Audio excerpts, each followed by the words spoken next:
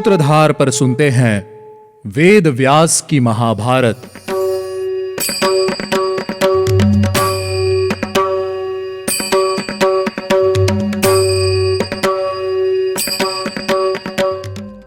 Hello listeners, स्वागत है आपका वेद व्यास की महाभारत के सीजन 5 में। उम्मीद है आपको हमारे एपिसोड सुनने में उतना ही आनंद आ रहा होगा जितना आनंद हमें इन्हें आपके लिए बनाने में आता है। वेद व्यास की महाभारत में आप सुनते हैं गीता प्रेस गोरखपुर द्वारा प्रकाशित महाभारत कथा। मैं हूँ आपके साथ आपकी सूत्रधार मान्या शर्मा। आज हम शुरुआत करेंगे हमारे 13th एपिसोड की। इस एपिसोड में हम सुनेंगे शकुनी के षड्यंत्र के विषय में, लेकिन उससे पहले चलिए लेते हैं एक छोटा सा रिकैप।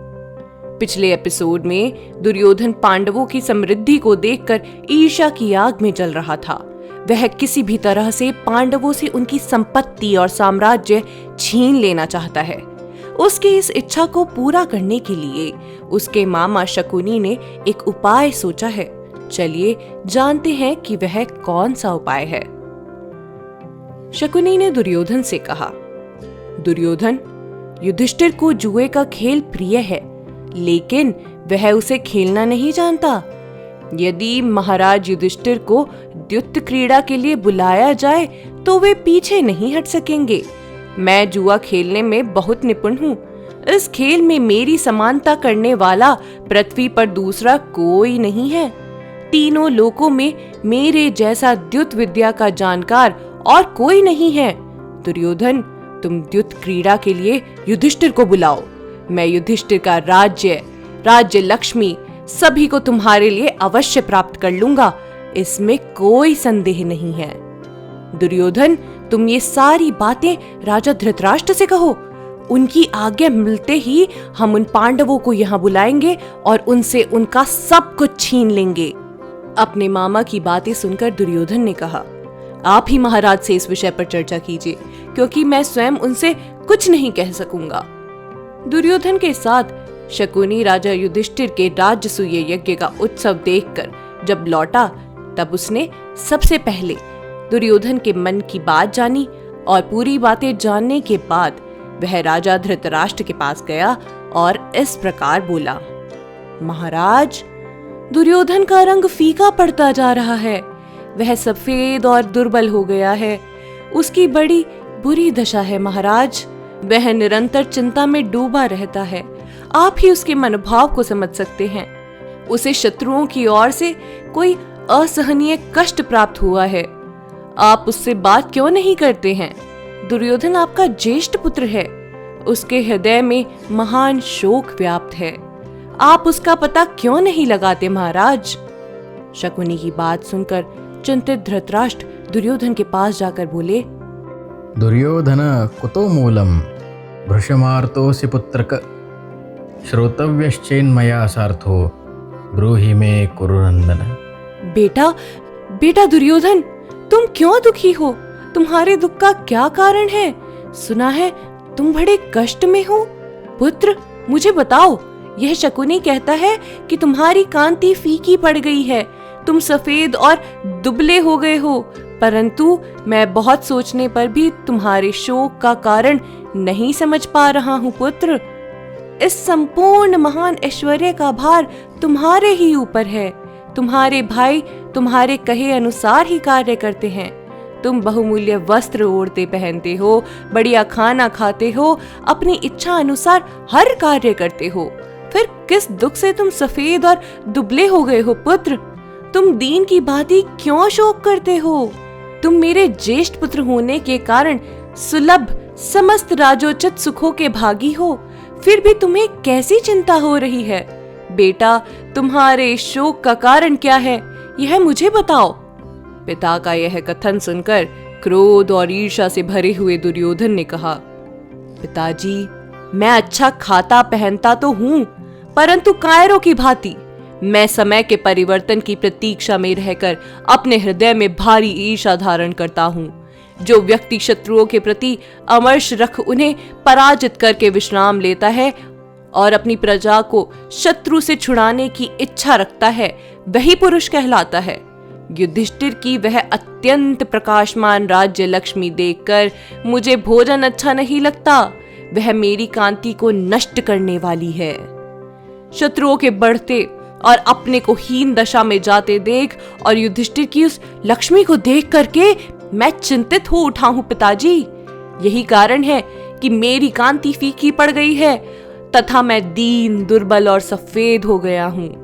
राजा युधिष्ठिर अपने घर में बसने वाले 88,000 स्नातकों का भरण पोषण करते हैं। उनमें से प्रत्येक की सेवा के लिए 30 दासियां प्रस्तुत रहती हैं। इसके सिवा युधिष्ठिर के महल में 10,000 अन्य ब्राह्मण हर दिन सोने की थालियों में भोजन करते हैं। काम्बोज राज ने काले, नीले और लाल रंग के मृग चर्म के अनेक बहुमूल्य कंबल युधिष्ठिर को भेंट में भेजे थे। सभी राजलोग भेंट लेकर युधिष्ठिर के भवन में एकत्र हुए थे। उस महान यज्ञ में भूपाल गण युधिष्ठिर के लिए भांति भांति के बहुत से रत्न लाए थे। युधिष्ठिर के यज्ञ में धन की जैसी प्राप्ति हुई है वैसी मैंने पहले कभी नहीं देखी और ना ही सुनी है। पिताजी, शत्रु की वह अनंत धनराशि देखकर मैं चिंतित हो रहा हूँ। मुझे चैन नहीं मिलता। वहाँ कितने ही ब्राह्मण लोग, वैश्य सैकड़ों दलों में इकट्ठे होकर 3 खर्व भेंट लेकर राजा के द्वार पर रोके हुए थे। वे सब लोग सोने के सुंदर कलश और इतना धन लेकर आए थे, तो भी वे सभी राजद्वार में प्रवेश नहीं कर पाते थे। वरुण देवता का दिया हुआ और कांस के पात्र में रखा हुआ मधु समुद्र ने युधिष्ठिर के लिए उपहार में भेजा था। वहां एक कलश भी रखा हुआ था जिसे 1000 स्वर्ण मुद्राओं से बनाया गया था, जिसमें अनेक प्रकार के रत्न जड़े हुए थे। उस पात्र में स्थित समुद्र जल को उत्तम शंख में लेकर श्री कृष्ण ने युधिष्ठिर का अभिषेक किया था। पिताजी, वह सब देखकर मुझे जड़ सा आ गया है। सभी पांडव जल लाने के लिए पूर्व, दक्षिण, पश्चिम समुद्र तक तो जाया करते थे, किंतु सुना है कि उत्तर समुद्र के समीप मनुष्य नहीं जा सकता। वहां भी जाकर अर्जुन अपार धन कर के रूप में वसूल लाया है। राजा युधिष्ठिर के पास जो लक्ष्मी है वह देवराज इंद्र, यम, वरुण, यहाँ तक कि यमराज कुबेर के पास भी नहीं होगी। युधिष्ठिर की उस लक्ष्मी को देखकर मेरे हृदय में जलन पैदा हो गई है। मुझे क्षण भर भी शांति नहीं मिलती। पांडवों का ऐश्वर्य यदि मुझे नहीं प्राप्त हुआ तो मेरे मन को शांति नहीं मिलेगी। अब या तो मैं रणभूमि में उपस्थित होकर शत्रुओं की संपत्ति पर अधिकार प्राप्त करूंगा या शत्रुओं द्वारा मारा जाकर संग्राम में सदा के लिए सो जाऊंगा। वैसे भी ऐसी स्थिति में मेरे जीवन से क्या लाभ? पांडव दिनों दिन बढ़ते जा रहे हैं और हमारी उन्नति जैसे रुक गई है। उस समय शकुनी ने दुर्योधन से दोबारा कहा, दुर्योधन, तुमने युधिष्ठिर के यहाँ जो अनुपम लक्ष्मी देखी है उसकी प्राप्ति का उपाय मुझसे सुनो। तुम जानते हो युधिष्ठिर को जुआ खेलना बहुत प्रिय है, परंतु वे उसे खेलना नहीं जानते हैं। द्युत अथवा युद्ध किसी भी उद्देश्य से यदि उन्हें बुलाया जाए तो वे अवश्य आएंगे। मैं छल करके युधिष्ठिर को निश्चय ही जीत लूंगा और उनकी उस दिव्य समृद्धि को मांग लूंगा। तुम पांडवों को बुलाओ। शकुनी के ऐसा कहने पर राजा दुर्योधन ने तुरंत ही धृतराष्ट्र से कहा, पिताजी, इसके लिए इन्हें आज्ञा दीजिए। धृतराष्ट्र बोले, पुत्र, विदुर मेरे मंत्री हैं, जिनके आदेश के अनुसार मैं चलता हूँ। उनसे मिलकर विचार करने के पश्चात मैं यह समझ सकूंगा कि इस कार्य के संबंध में क्या निश्चय किया जाए। विदुर दूरदर्शी हैं। वे धर्म को सामने रखकर दोनों पक्षों के लिए उचित और परम हित की बात सोचकर उसके अनुकूल ही कार्य निश्चय करेंगे। दुर्योधन ने कहा, विदुर जी जब आपसे मिलेंगे तब अवश्य ही आपको इस कार्य को करने से मना कर देंगे। पिताजी, यदि आपने इस कार्य से मुंह मोड़ लिया तो मैं निसंदेह अपने प्राण त्याग दूंगा। मेरी मृत्यु हो जाने पर आप विदुर के साथ सुख से रहिएगा और सारी पृथ्वी का राज्य भोगिएगा। भला मेरे जीवित रहने से आप क्या प्रयोजन सिद्ध करेंगे? अपने पुत्र के वचन सुनकर राजा धृतराष्ट्र दुर्योधन के मत में आ गए और अपने सेवकों से इस प्रकार बोले, जाओ, बहुत से शिल्पी लगकर एक परम सुंदर दर्शनीय विशाल सभा भवन का निर्माण करो। दुर्योधन के मन की शांति के लिए ऐसा निश्चय करके राजा धृतराष्ट्र ने विदुर के पास दूत भेजा। विदुर से पूछे बिना उनका कोई भी निश्चय नहीं होता था। इसके दोषों को जानते हुए भी वे पुत्र स्नेह में उसकी ओर आकृष्ट हो गए थे। विदुर कलह के द्वार रूप जुए का अवसर उपस्थित हुआ सुनकर और विनाश को निकट आया हुआ जान धृतराष्ट्र के पास दौड़े दौड़े आए। विदुर ने अपने ज्येष्ठ भ्राता धृतराष्ट्र के पास जाकर उनके चरणों में मस्तक रखकर प्रणाम किया और इस प्रकार कहा, राजन, मैं आपके इस निश्चय को सही नहीं मानता।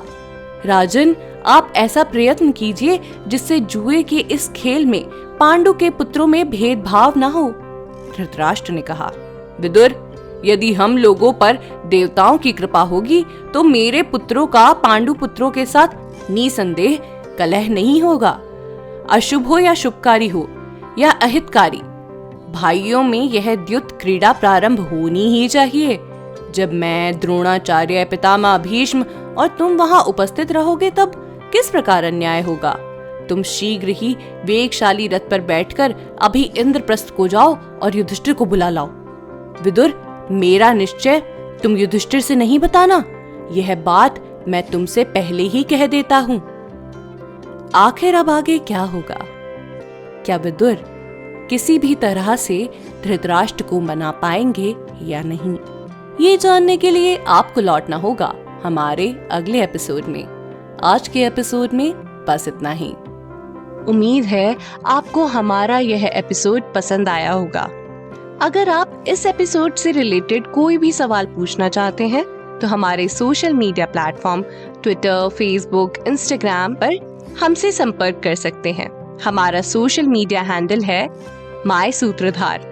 साथ ही साथ ऐसी ही अनेक रोचक पौराणिक कथाओं के वीडियो देखने के लिए आप डाउनलोड कर सकते हैं हमारी सूत्रधार ऐप।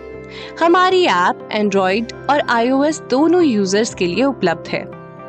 यहाँ आपको हर एक कहानी सुंदर चित्रण और सटीक फैक्ट्स के साथ मिलेगी। इसके अलावा आप श्री राम कथा, मिनी टेल्स पॉडकास्ट हिंदी और इंग्लिश, नल दमयंती प्रेम कथा हिंदी, इंग्लिश तथा ऐसी ही अनेक कहानियाँ अपने मनपसंद ऑडियो प्लेटफॉर्म पर सुन सकते हैं।